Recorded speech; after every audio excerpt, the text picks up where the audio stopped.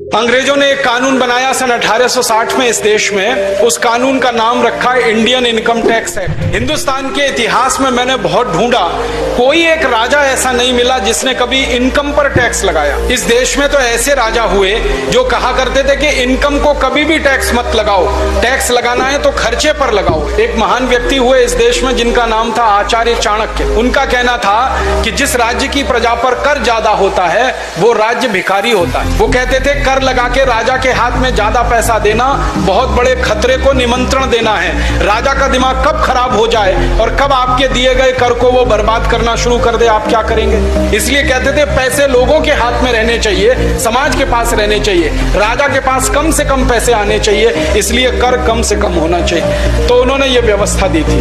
परिणाम जानते हैं क्या हुआ? जितने साल चाणक्य इस देश के प्रधानमंत्री रहे, भारत दुनिया में सोने की चिड़िया जैसा देश था।